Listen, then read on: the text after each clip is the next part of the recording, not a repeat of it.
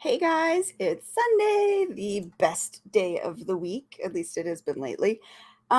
So we are reading chapter 12 today. I'm so excited. A Weapon of Magical Destruction, book one in the Agents of A.S.E.T series. For those of you who haven't been following along, there are all the other chapters are in my playlist on YouTube. So youtube.com/KatieSolitis. If you are first time watching, you can find all of the previous chapters that I've been reading on the playlist at my YouTube channel, and I will continue adding these every week. So Sunday is the day that I do the live reading, and I am always happy to see people joining in on the live reading. Speaking of which, if you guys remember from a couple weeks back, we ran a contest to create some kind of way to boost viewership on this platform, as well as get more people joining in on the readings. And Rebecca Jonesy was our winner of the contest, and her contest idea was to bring a friend. So we're going to be running that contest starting this week, and I'm going to give you more information about that at the end of the reading. But just remember that we are going to be running it, and the prize that we're awarding for the winner of our Bring a Friend contest is going to be another set of these beautiful, super duper shiny metal bookmarks. So more about that at the end of the reading. I know y'all came here to listen to a good story, and I'm excited to read it because we are getting to some interesting parts of the book. So if you guys remember from last week, Sage had a very unfortunate encounter, and we left off on a little bit of a cliffhanger. So let's jump right on in. Sorry, I'm just looking at the comments here. Joe is bound and determined that his theory is correct. Let's see if he's right. All right, jumping right on in. Chapter 12. And Rebecca, as I said before, you are on flub count today. So let's see how many times I screw up. Chapter 12.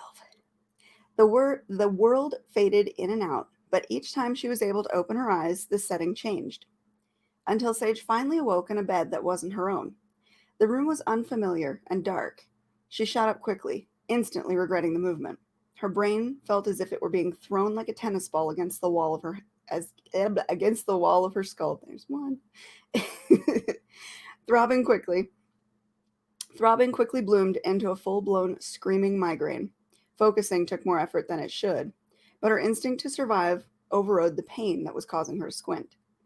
Definitely not a place she recognized, and yet Sage felt as if she'd been there once before. Small and dimly lit, the room housed a bed and a small couch. Along the wall sat a TV cabinet and a dresser, all the accoutrements of a hotel room. Why and where were questions on her lips as her heart kicked up a notch with anxiety. Struggling to remember the last few minutes before she'd lost consciousness, Sage's mind went to the worst possible of places: kidnap, rape, human trafficking. She whimpered, more from fear than pain throbbing in her aching head. You get one freebie, Gray chuckled, Gray chuckled at his snarky comment.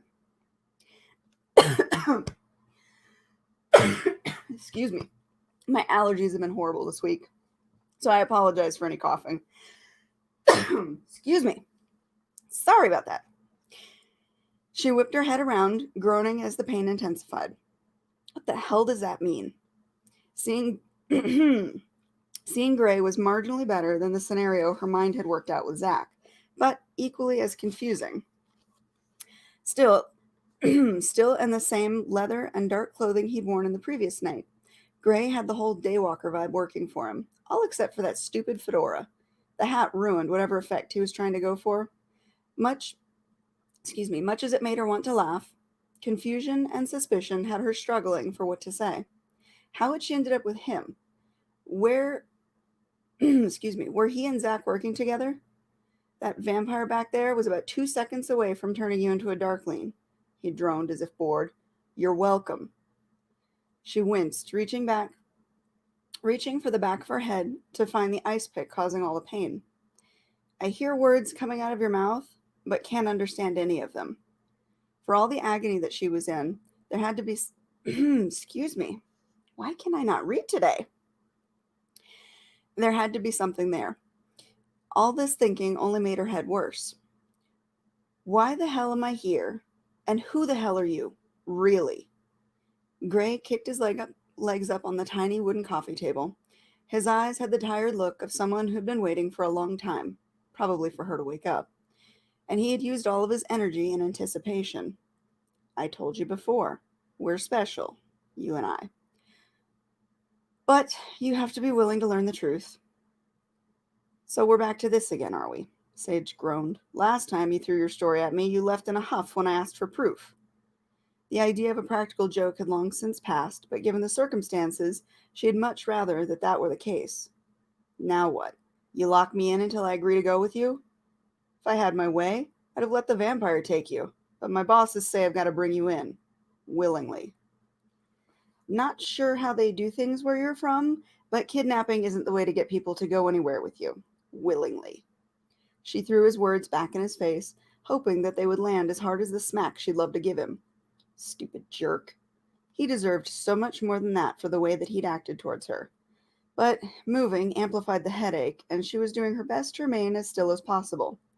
It eased slightly when she closed her eyes, but now that they were open, and that she was on dangerous ground, that was not a luxury she could afford. Gray might not only Gray might not be openly hostile, but he wasn't exactly friendly either. That fact was made abundantly clear by the aggressive tone. I saved you from the vampire who was luring you into the dark. Usually, when someone rescues you, the appropriate response is thank you. How is any of what you're saying possible? Talking hurt nearly as much as thinking. The last time they'd spoken, it was mumbo jumbo about gods and magic. Fantasy turned reality. Vampires? You've grown up in a human world with human mentality, but you're not human, Sage. Hearing her name spoken like that, with such force, transported her back to her childhood, being yelled at by her mother. It wasn't the anger she responded to. Beyond the harshness there was an undertone of care, fear, and frustration that if the importance of the message was not being heeded, something worse could happen. Despite the fact that it wasn't her mother speaking to her, the tone still held sway, and Sage resigned herself to listen. Fine, tell me the truth about this other world. She stood up slowly, taking time to balance and put one foot in front of the other, carefully as she walked towards the ensuite bathroom to grab a towel. That's not really my place. Gray's nonchalance ruined the previous effect his words had had on her. And yet you expect me to take you at face value and follow you when I clearly have already made that poor choice with that guy back there. Moving only worsened the pain. Ice would help. Sage made her way towards the bed with all the speed of a grandma after hip surgery. She grabbed the ice bucket from the dresser as she shuffled past. What did you call that guy back there? A vampire? She stuffed a handful of ice into a bath towel she was holding. Yeah, you couldn't tell? More condescension. That was exactly what she needed to hear from him. How was I supposed to tell he was a creature that's not supposed to exist? Makeshift ice pack in hand, she used her hair tie to close it before setting it on top of her head. Gray started to snicker at her, but she wasn't about to take grief over her first aid skills. She pointed to her head and proudly said, "Life hacks." That had Gray doubling over with laughter. Where was your mad life hacking skills back there? You completely missed the fangs? And how cold and pale he was? So much for showing off. He had her there. She had recognized something other about Zach at the bar, but beyond drooling over the cute guy giving her attention, she'd ignored the facts. He did have unusually sharp teeth. His eyes were unnaturally blue. She should have paid better attention to the inner alarms that were screaming at her, but the desire to be wanted had clouded her judgment. So much for that win she wanted. Look, we met in a bar at night. A pathetic defense, but better than saying nothing at all. That wiped the smile from his face. Famous last words. Yeah, I get it. Game over. Ice worked quickly to cool the angry throbbing in her head, but the embarrassment turned up the temperature, warming her cheeks. I'm paying attention now, and if you think I'm just going to go gallivanting off with some jerk who lurks in the shadows and is trying as hard as he can to get me to follow him into the unknown, you have another thing coming, mister. Oh, tough girl. Huh, think I might have hit a nerve there, he taunted. She scowled. Does that make you feel like a big man or something, taking pot shots at me? Feel free to take a shot at your own, if you can. Tempting as it was, she wasn't in a fighting mood just yet. Maybe after I've recovered. Any time. Gray let his feet drop to the ground and opened his arms out wide, daring her. He might have saved her, but his bedside manner made Sage wish that the vampire had just taken her out. There's no escape at this point, though, despite his attitude, he'd piqued her curiosity enough to wonder how much truth he had to tell. Give me some reason to trust what you say. I saved you from him, didn't I? That remains to be seen. What exactly was he going to do to me? Drink my blood? Sage asked, feeling absolutely silly to be discussing vampires as anything more than fiction. For starters, yes. His reply came without any sense of irony. So he was going to kill me? She continued to lead him towards the answers. Worse.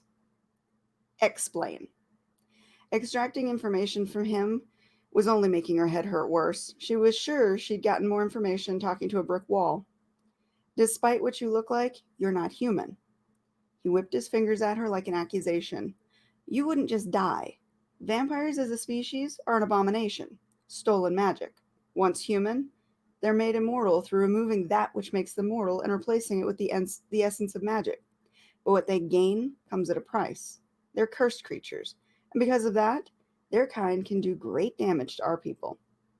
But aren't we already immortal? She regretted asking the question the moment the words left her lips. For every answer she got, it created more questions, and rather than clear things up, sent her further and further down the rabbit hole. Yes, we are.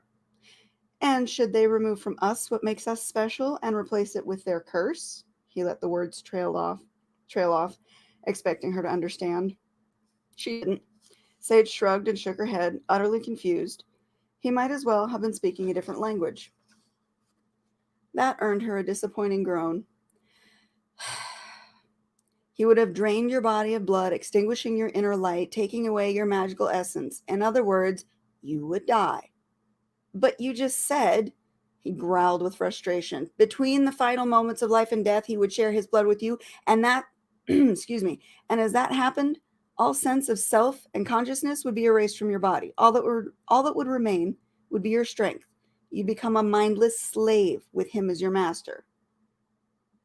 She wished that he would crack a smile or give any indication that he was joking, but his deadpan delivery rang with more truth than she was prepared to handle. Why? The word escaped her mouth in a whispered breath, and before she could stop herself from asking another question that she really didn't want to know the answer to, we're considered neutral on the supernatural spectrum. Good and evil are always battling for the upper hand. How's that an advantage? They gain a very strong and sun-resistant slave, Gray shrugged. And what of the other side? Other side of what? Good and evil? If evil makes you a lifeless zombie, what do the good creatures do? Good by nature doesn't do evil, he replied snarkily. Okay, so I stay away from vampires and my life is perfect. Thanks for the tip. I need to go home now and eat a bottle of painkillers. Sage stood to leave, feeling woozy from the rush of sudden movement. Look, we're neither good nor evil. We balance both sides. It's what, excuse me, is that what you're passive aggressively trying to ask me? You know, if you'd just be a little more forthcoming with the information, this would be a lot easier. Just lay it out there, Sage demanded, clutching at her forehead, as if she might grasp and pull the pain out. The ice from her makeshift pack had melted enough to saturate her hair, and the cold drops of water began to trail down her face like tears. She had allowed herself to cry if she were alone. Between pain and confusion, Sage felt near the point of cracking up. We're agents of an order among the warring supernatural factions. First thing you have to understand is that no one race is good or evil. It's the individual that chooses how to use their gifts. Those whom you might perceive as angelic might be as slippery as that guy in the alley tonight, and those you might consider to be demonic can be as sweet as candy. It's not for us to decide who is what. We're the ones who bring back the order when either side breaks the rules and the balance has been shifted. We're neutral, and we must maintain neutrality for all. Spoken like a well-rehearsed speech, he might as well have handed her a pamphlet at that point. Her thoughts suddenly shifted to Matt. He was as normal as they came. Human, like she thought she was.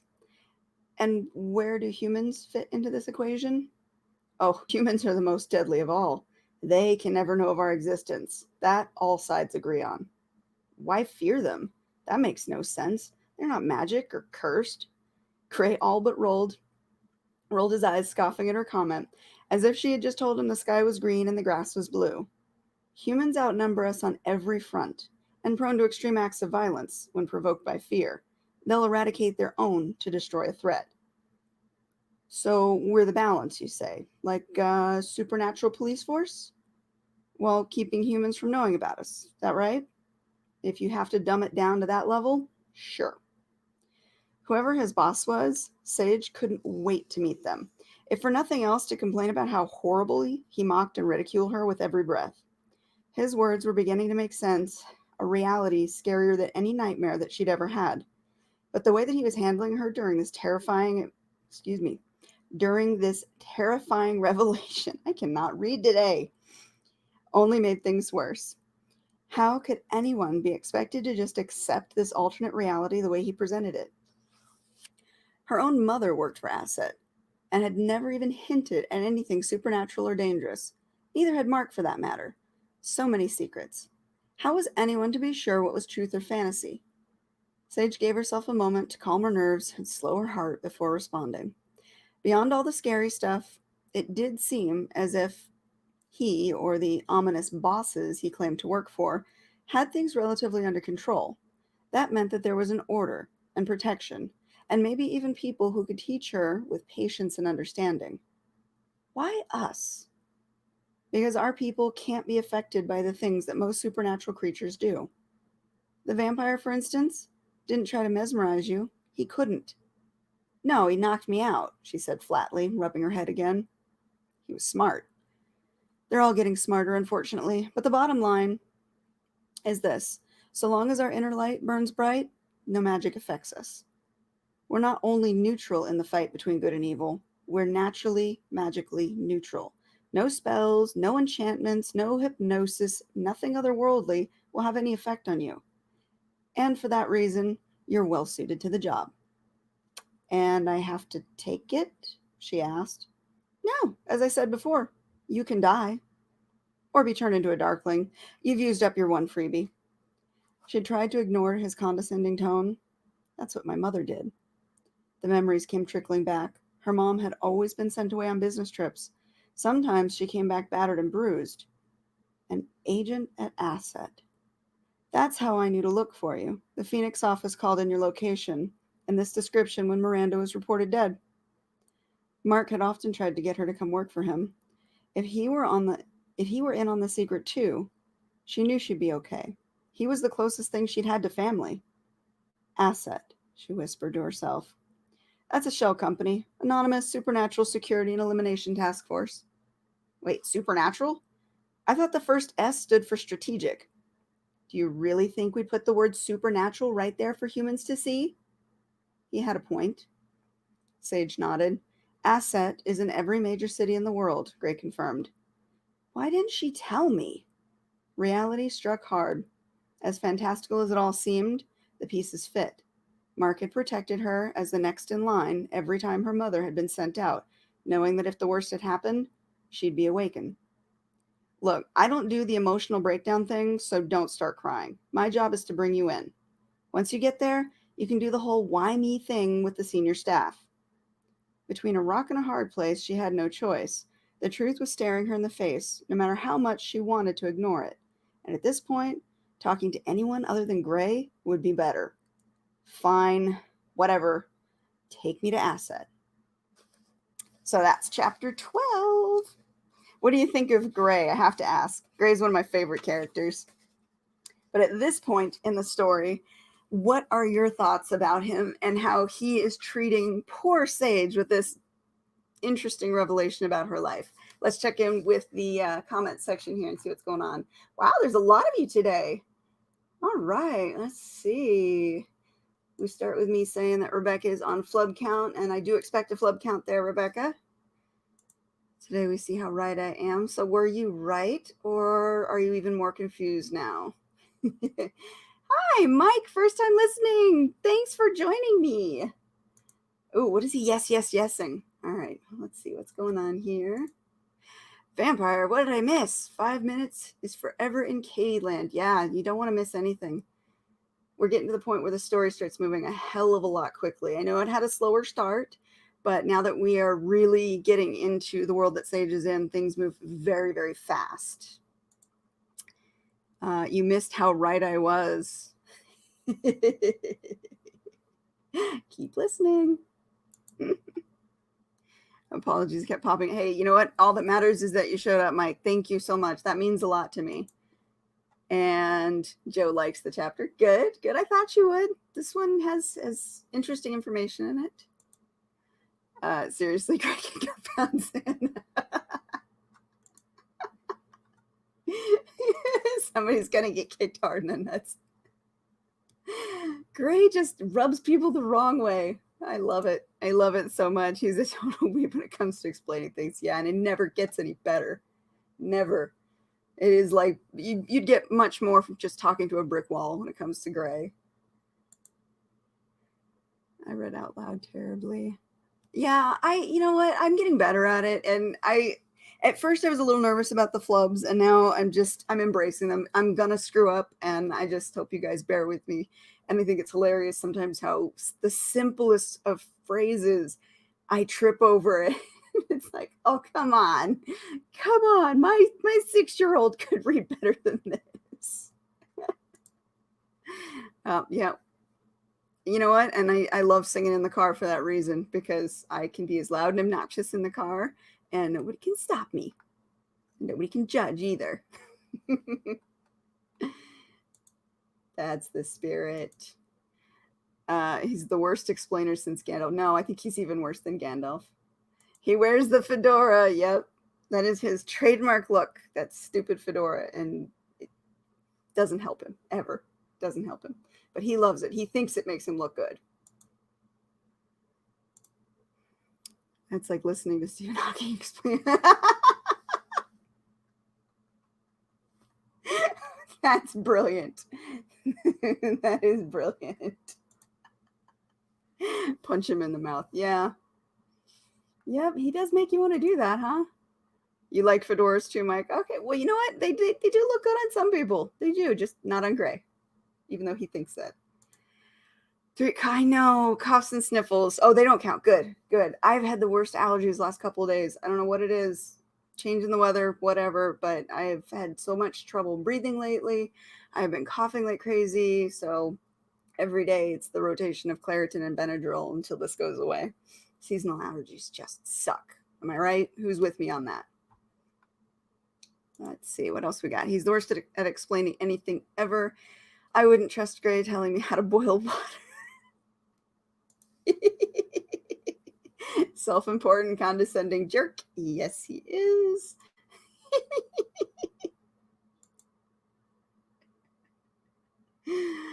Just the person at the stoplight right beside you.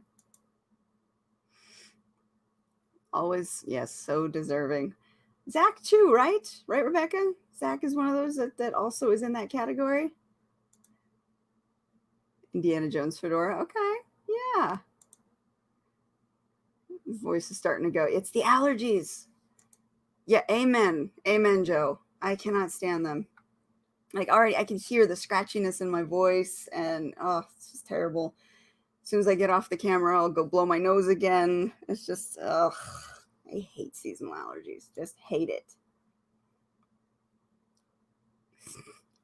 Temple of Doom battered hat. Nice. We need to see a picture of that. Post that for me on Facebook. I want to see this hat. Yeah, Zach needs a kick in the nuts and Gray needs a punch in the mouth. That sums it up beautifully. All right, so I think I've gone through all the comments. If I missed yours, I'm sorry. I didn't mean to. They were kind of scrolling past really fast. So before we go today, let's talk about the Bring a Friend contest. So we're going to start this week. And since I read every single Sunday, that gives us about 5 Sundays to go through. That's 5 Sundays in order for you to build your tally. The way this is going to work is join us for the live readings. Bring your friends. If you bring somebody, have them comment on who sent them. So they would be commenting on your name, and that would earn you 1 mark. If they bring somebody, they're also entered into the contest. So if they bring somebody and that somebody comments their name, then that will be tallied up as well. And I'm going to run a weekly tally every week to let you know who is in the lead so far that week, whose name has been mentioned enough times to get on the board. And at the end of November, the final Sunday of November, which I believe is the 29th, I will list our winner who has had the most friends brought, their name mentioned the most times throughout each week, and they will win a set of wonderful shiny bookmarks. I love these things. They are so freaking shiny, so beautiful. So with 5 weeks to do this, you have plenty of time to gather your friends, your family, everyone, and join in. Make sure that they comment on the live feed with the name of the person who brought them. That way I can tally those up easily, and I will do, like I said, every week I'm going to do the running tally. Who's in the lead this week? So you'll know where you stand and how many more people you need to bring in order to be able to win your set of bookmarks. All right, now, in the case of any ties, I do have a couple of sets. So if there happens to be a tie, then I will award the extra set to the person who tied with you. So 5 weeks, bring a friend. I do this every Sunday at 1:45 p.m. Pacific time, which I believe is 4:45 p.m. Eastern time. I post the links every week on Facebook and Twitter and all of my social media, so you should be able to find them fairly easily. And I will always post the link up right before we go live so you can remember to jump on. All right, anybody have any questions? What do we got here? The shiny bookmarks are so pretty. Yes, Rebecca won the first set, so she can attest to how cool these things are. They are, I don't know if I can, I want to get them close, but still let you see how they reflect. They almost have like a 3D effect with the way that they catch the light. They're so freaking pretty, and they are sharp too, so be careful with them. All right, what else we got here? The tiebreaker should be whoever got the first person in. No participation trophies. Wow. Joe also won a set of these bookmarks, but I believe that he offered his up. We're just waiting to see if they took them or not. But yeah, Joe's pretty hard on the contest there. Bookmark weapons, I approve. Yes. I do not endorse the use of these as weapons, though they are sharp. They do have kind of sharp edges, so they could be, but I don't endorse that. You do with them as you please. Those they're so pretty. Oh my God, I love these things so much. They're really, really cool. And I was so glad I found a local company that does the printing on metal, and they go to all the conventions, and that's actually where I met them. And they're just so freaking cool. It's so neat the way the light picks up off the metal. All right, so what do we have? I have one like that with a Wolverine on it from Comic Con. Yep, and that's where I met the company that does this, was at a Comic Con. Rebecca. Yes, you could put an edge on them. All right, so that's it for this week, guys. Thank you so much for being with me. As I said last week, it means the world to me to have people here and listening and to share time. And I appreciate you sharing your time with me. And I love being able to read every week. And I want to keep this going for as long as possible. So thank you guys for being here. Thank you for sharing your time. And I look forward to next week being able to read to you again. And I hope everybody has a really good time this week. We're coming up on Halloween, so it should be a happy week for everybody. Remember, as always, take time, do something that makes you happy. I will see you next week. Bye, guys.